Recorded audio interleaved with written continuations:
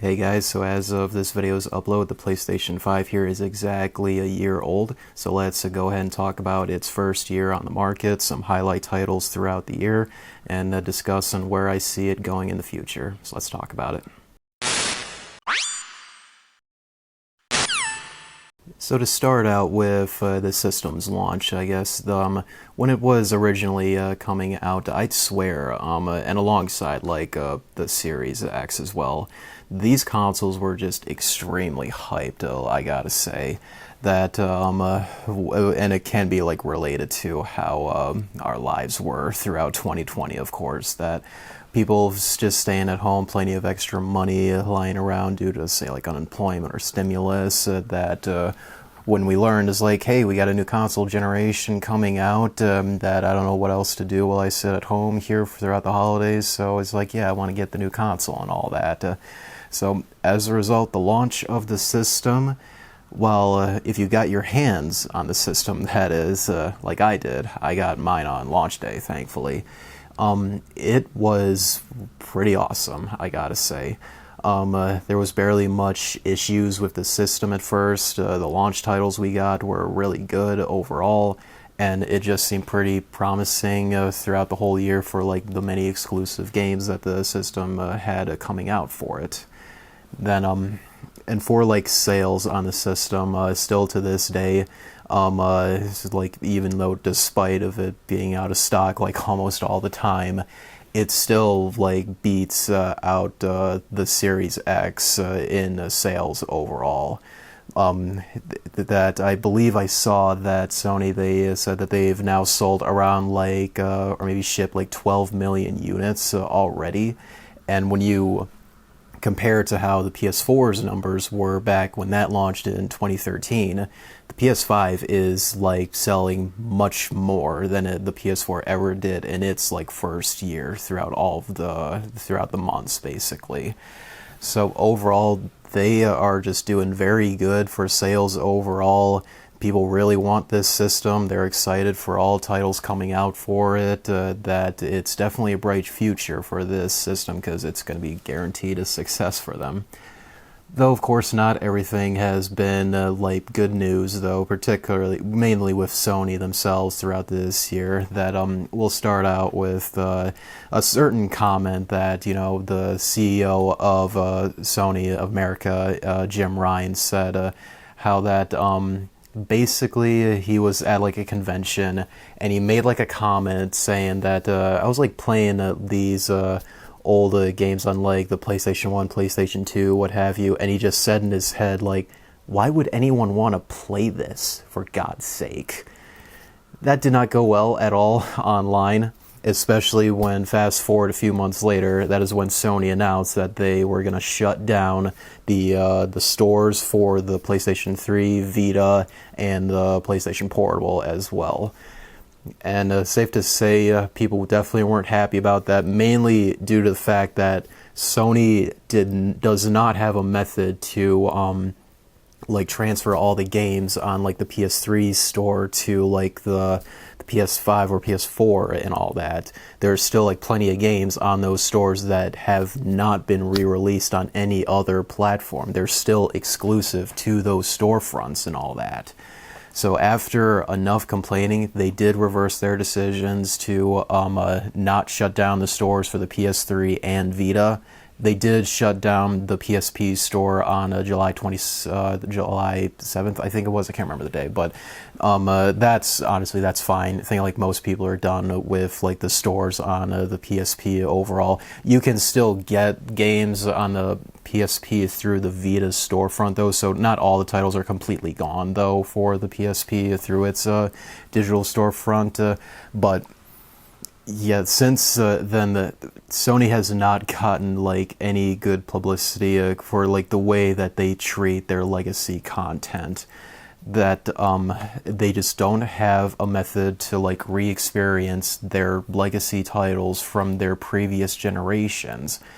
And that is something that I hope throughout next year, or just throughout the PS5's lifespan, that they do find a way that they can bring back all of their legacy titles from, like, well, not all of them, but most of their well-known titles from, like, the PS1, PS2, PS3, etc. Now, of course, getting those games to run on the PS5, if it's gonna be natively on the hardware, that'll definitely be a big task for them to undertake, especially with the PS3 due to its foreign architecture with the cell processor. But it's something they seriously need to consider doing, though, because it does make them look good at the end of the day. That will drive more people to buy their stuff when they know that they can get a bunch of PlayStation's history on one platform and all that. Some I don't understand, that I can't believe they still don't understand to this day, but they do seem to have gotten better with it, though. But still, just like keep an eye on like how they're acting online when talking about their legacy stuff, though, and just keep like putting your voice out there that we want games from the PS1 on this system and all that, because if you guys know, for how like prices for like the retro game market, it's just ridiculously expensive for like say like 4th to 6th gen stuff for the most part. And there's still just no other way to like experience most of those titles other than like the PS3 store, but not a lot of people want to deal with going through that store again. They just want it to be on this system again. So that's one aspect that, Sony wasn't getting much of a good rap earlier this year, and especially around the same time, the community discovered what's called the CBomb issue.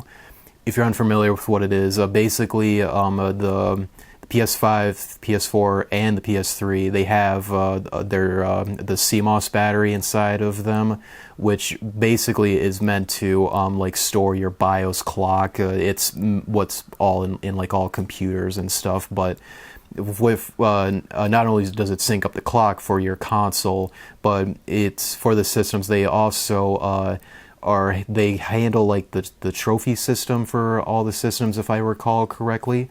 That there was this bug that if the CMOS battery died, and if the console was not connected to PSN, all of like for the PS4, all of your digital titles and physical titles would not work at all. And for the PS3, your physical titles will work, but all your digital stuff would stop working if the CMOS battery died. For the PS5 here, it was 50-50 for like if physical games would work, and all your digital stuff just would not work at all. And needless to say, the community was not happy about that, because in the future, if the servers for these systems just shut down, and CMOS batteries do die, like they all do have a death sentence when they're made. I've replaced a bunch of them in computers that I fixed and all that, and they're no different than what's inside these systems. It's literally the same type of battery they use. And when like the servers are shut down, that means especially for the PS4, all of like the physical titles that you've collected over the years are just coasters at that point.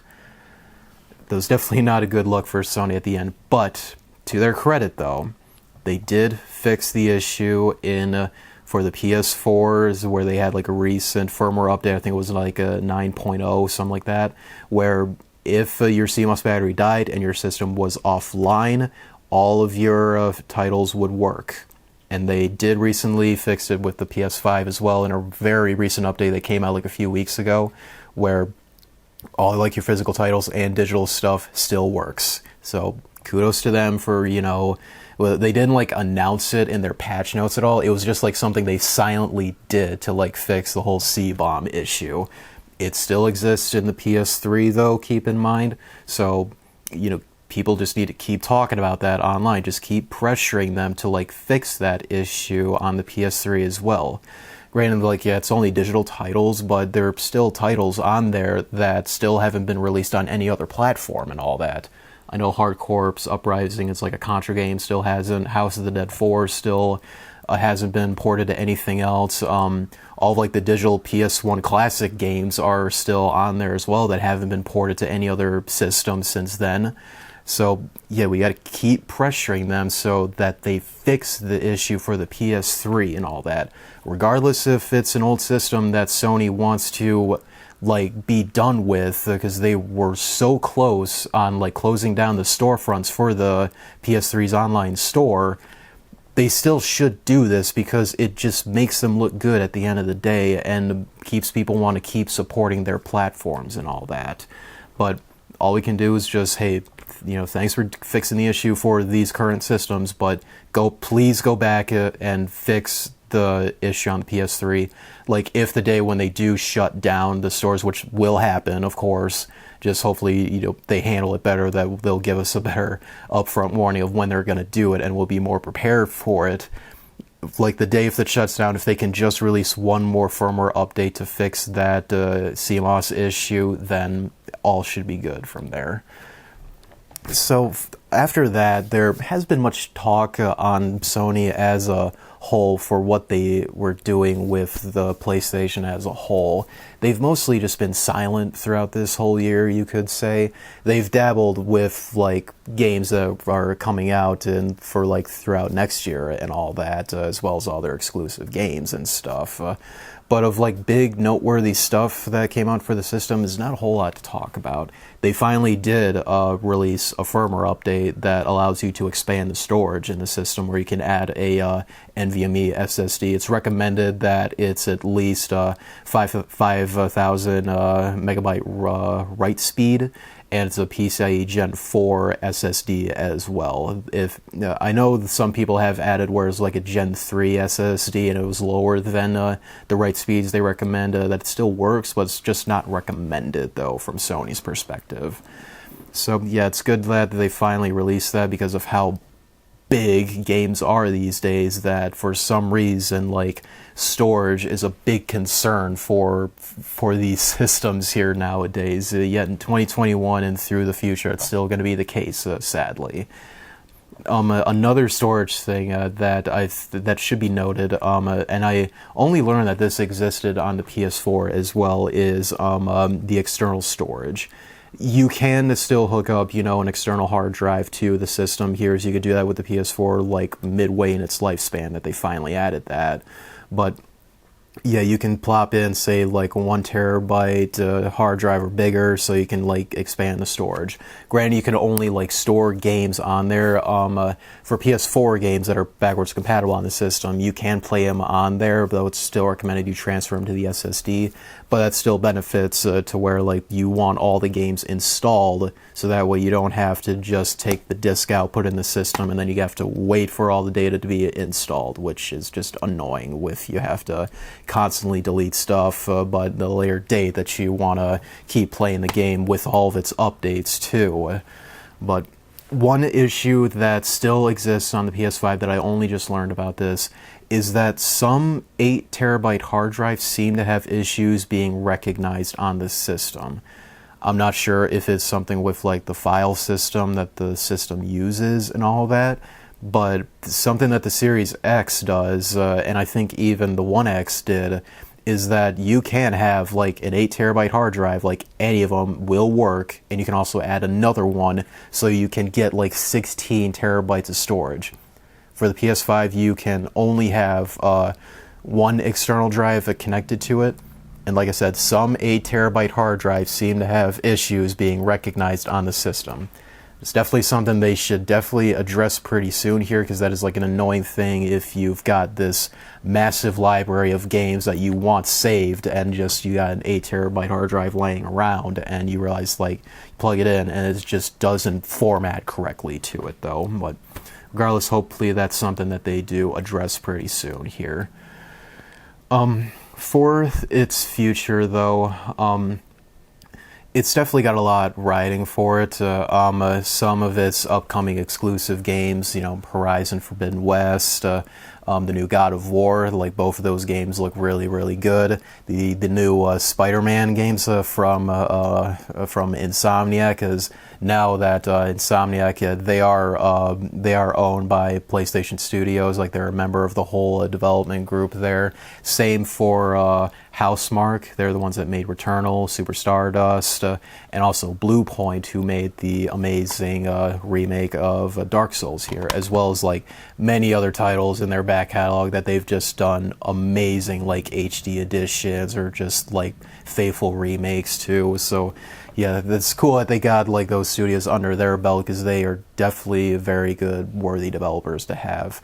Can't remember if they've had like other studios that they've like acquired throughout this year, but they are kind of doing with what Microsoft's doing, is like they're investing into more development studios so they can continue to keep getting exclusive great games to make people want to buy their system and all that. Something that Microsoft really needs to learn how to do for exclusive games, but hey, that's a topic for another time though. But another thing that I wanted to say, just for as concern for the future, Sony clearly is still the most successful console brand today. They keep selling as many units as they are, that the PS4 just dominated the 8th generation. And it seems like Sony's probably going to have that, at least starting out through this generation with the PS5 as well. But of like a big concern that I have though, for like all this success that they are having though, I hope it doesn't get into their heads to where that they are going to get in a position where it's like, dude, we can do no wrong at all. Because I'm sure like they learned that from the PS3 days when that system originally launched, but with like the amount of success they have, that it's thanks to the PlayStation brand. They were saved from bankruptcy pretty much back when the PS4 originally launched. That if you guys remember back then, Sony kept on having just massive losses that they kept reporting from like years in a row, from like say like 2013, 2014, that they kept saying that they had like billion-dollar losses and all that. So thankfully they are much better positioned now, that it's mainly thanks to just the PlayStation brand that they've just been able to stay relevant as a company overall. So hopefully, you know, they still keep doing what they're doing, just, you know, keep coming out with great exclusive titles, do something to bring your legacy stuff back instead of just completely ignoring it. And just don't do like a big mistake where they just get arrogant and just do anti-consumer stuff and all that. So yeah, that's where I hope they go in the future. Hopefully PlayStation VR 2, whatever they're going to do for it, that'll be like a big upgrade compared to like what we got now, because the original PlayStation VR, it's getting pretty dated, especially compared to what we have now for VR headsets on PC and even the Oculus Quest 2. That hopefully sometime next year we'll see like what the next iteration of that is going to be though as well. So with that said, I'd like to talk about some titles here that I consider these like the big highlights throughout the years that got like the most attention here with this pile here. It's worth talking about. So first one, these first two are like launch titles that I'm sure like almost everyone got: Demon's Souls and Spider-Man Miles Morales. Demon's Souls is still just an amazing remake of the original PS3 exclusive Demon's Souls by From Software. That with this title, it's like definitely proved to us like Blue Point knows how to handle remakes of older titles. They do very good jobs of like reverse engineering like original discs of the game, and they just like go from there to like create what we got here. Spider-Man Miles Morales, it was a very good launch title for the system as well, a way to like show off like the power of the system and all that. This game is available on the PS4 and all that, but still a good title to have on the PS5 though. This next one, this is probably my favorite title of probably on the system, or maybe even the whole year, Returnal. This game, I swear, if you are a big fan of roguelites, and also a game with like a very atmospheric narrative, kind of like similar to what you get with like Silent Hill and other games like that, you owe it to yourself to pick this game up. They did recently come out with an update for this game that one adds photo mode, so if you're one of those people that cares for photo mode a lot, you can do that stuff now. But they also added like some type of save feature to where if an emergency happens, you suddenly have to go, that you can put like a save state in the game here on the system, so that way the next time you you turn on the console from like rest mode and that you had to close the game will be still saved at the point that you left off though, so that's good that they added that for sure. Probably the most well-known title of the year, and definitely one of the best games on the system for sure, Ratchet and Clank Rift Apart. This is a very well-made game here that definitely shows off the power of the system here. Though despite, that you heard like other developers saying is like, dude, everything that can be done in this game can be done on a PS3 and stuff. Despite that, though, this is still like a very good looking game, very fun. The DualSense controller, the way they utilized it was very awesome for like every single weapon in the game, but like utilizes it uniquely. Despite the game is still kind of short a little bit, but everything you get out of it is still like a very good game. Another thing that we kind of got a lot this year for the system was kind of like previous gen remasters from mainly ones from like the last 2 years on the PS4. Now, this may seem familiar for, if you recall, for like the PS4's first 2 years, as well as like the 8th generation as a whole. There was like plenty of titles that came out on the 7th gen, like late in its lifespan, that they decided to do like re-releases as like definitive editions and stuff. Well, still gonna get that, it seems, though, despite, backwards compatibility and stuff with the previous system, but they are, both, like, companies have ways that they can do, like, free upgrades, though Sony's kind of, like, a bit of a pain for that, though. But the titles that they did release, those, Ghost of Tsushima Director's Cut, a Death Stranding Director's Cut, and my personal favorite one, Final Fantasy VII Remake Integrate.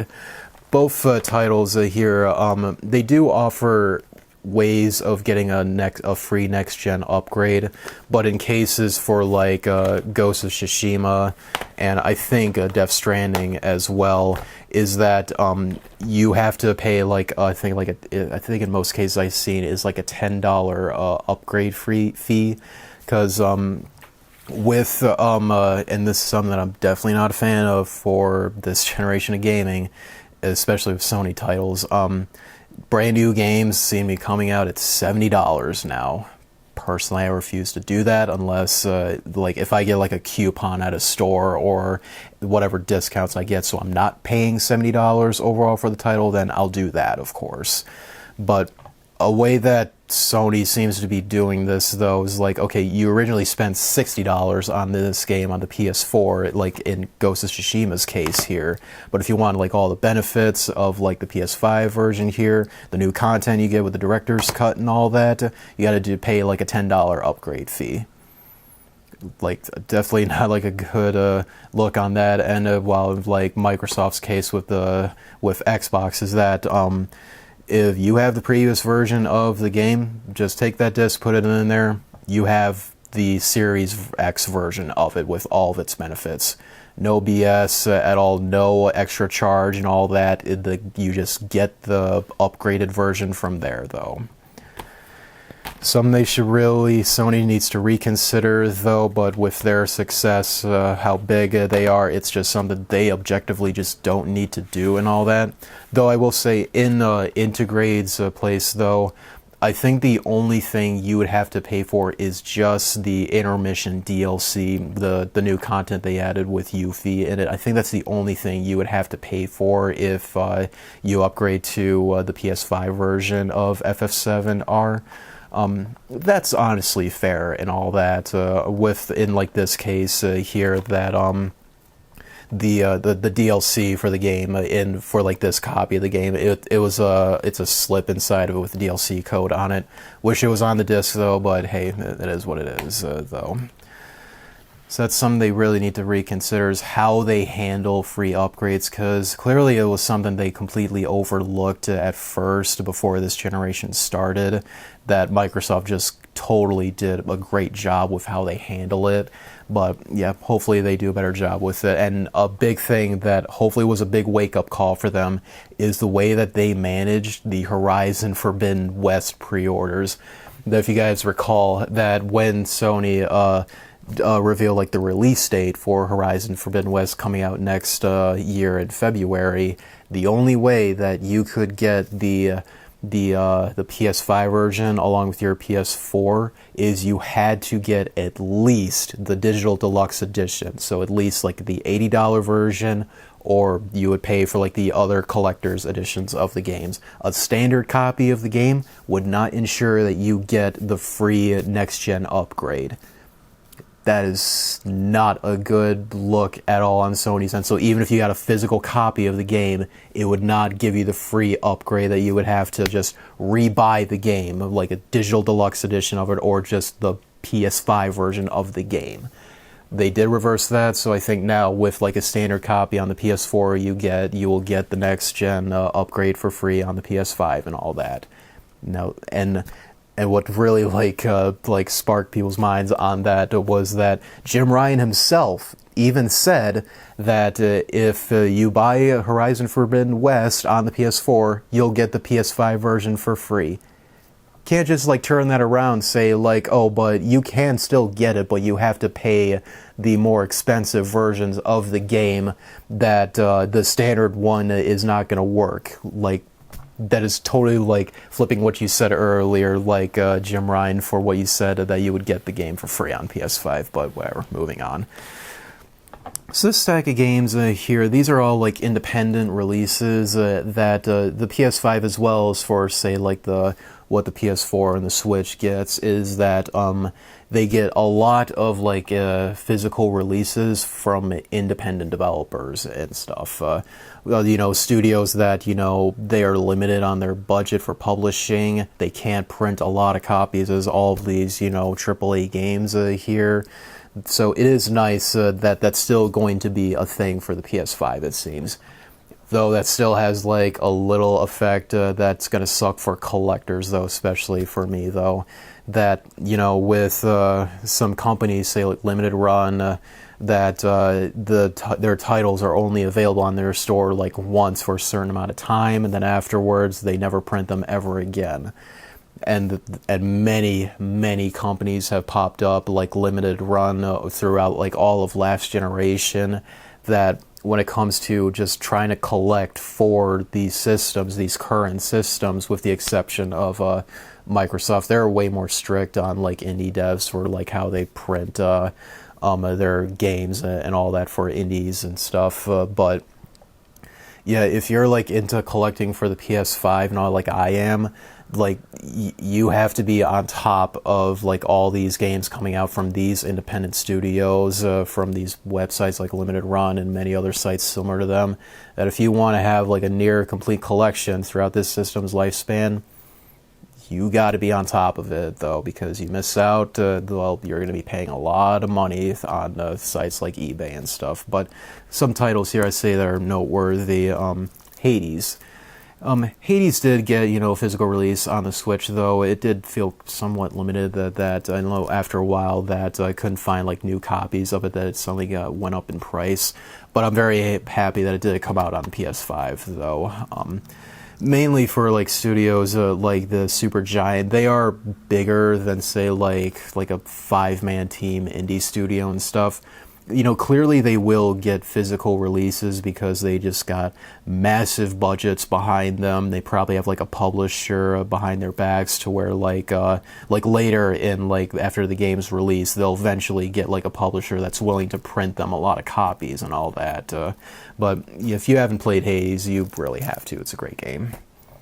Then this next one this was Limited Run's very first release on the PS5, Cthulhu Saves Christmas.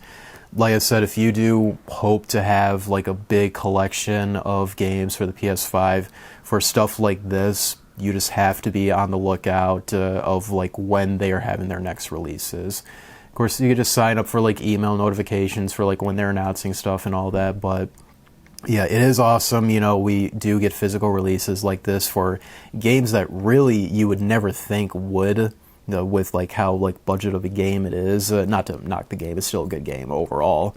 But yeah, very happy, you know, the PS5 is going to continue getting that support. Just be wary, collectors, though. You definitely have to keep up to date on all stuff like that for when the next releases are coming out. Last one here, this is from I Am 8-Bit that came out like, I think it was like last December, this was, the Pathless. This copy of the game, this is the exclusive version from I Am 8-Bit's website. They're the ones that published the game. They're just like another studio, you know, for like limited runs case, you know, once in a while they'll just have, you know, these physical releases of amazing indie games that they are only going to do like one print run of it that usually lasts for like set amount of months, and since then they will never sell them again. Though I will say this this copy of the game, the Pathless, with this exclusive edition, it's still available on I Am 8-Bit's website that I checked a few days ago, and it is currently on sale right now too. So if you want to consider getting this, like, I recommend getting it right now before it's sold out, though. So yeah, those are some of its highlight titles I suggest you guys getting, though. You have plenty to look forward to throughout next year from exclusive titles, like the next Horizon game, as mentioned, the God of War and stuff. And hopefully they will announce other future titles coming from their first-party studios that have a lot to say on it, so I'll talk about my personal experience with this system here. The PS5 is the system that has kind of gotten me back into console gaming in a way.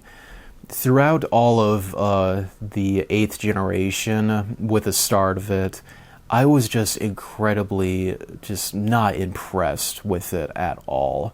It barely felt like an upgrade going from the PS3 to the PS4, but now to this system here, to where finally all games, what appeals to me now is that all games on these systems appear that they are going to be running at 60 FPS, or at least they'll give us the option to play them at 60 FPS, which should have been the standard back in 2013 when the PS4 and the Xbone originally came out, but you know, due to many reasons of that, with the position Sony was in back then, they had to make sure that they sold the PS4 at a profit, though, that they couldn't make it powerful enough to where, with what I said, where like games would be running at like 1080p 60 FPS for most of its titles, was because that they legit could not afford to sell the system at a loss due to their financial position.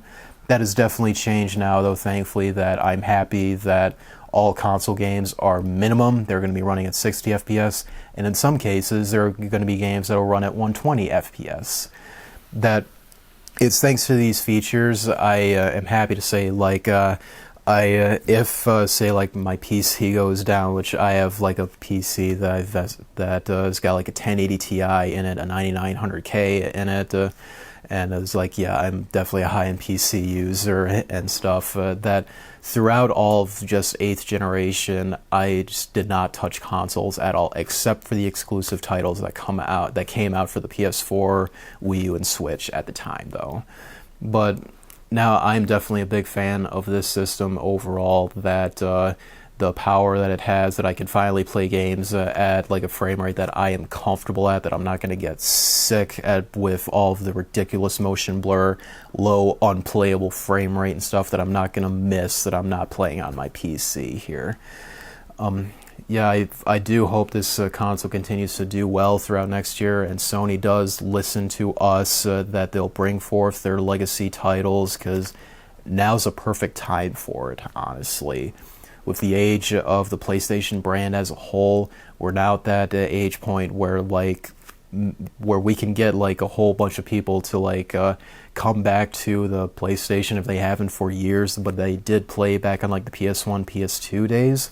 And if they bring back all those titles and people want to re-experience that stuff, they have like a brand new system they can get, if they can get it, that is. It's another thing. Hopefully they improve the stock issues and all that. I mean, is the chip shortage, you know, that has to improve in some ways. But they can introduce, a whole like people that played with them back then. They can bring them back once again to like re-experience all those titles once again. But that will do it for this video, guys. Let me know what you guys thought of the system throughout its first year. What were some of your favorite titles that you got throughout the year? Did you finally get the system here after all of its notorious stock issues as a whole? Do appreciate if you could rate this video, share with your friends. Do subscribe for more content like this in the future. Until then, guys, see you next time.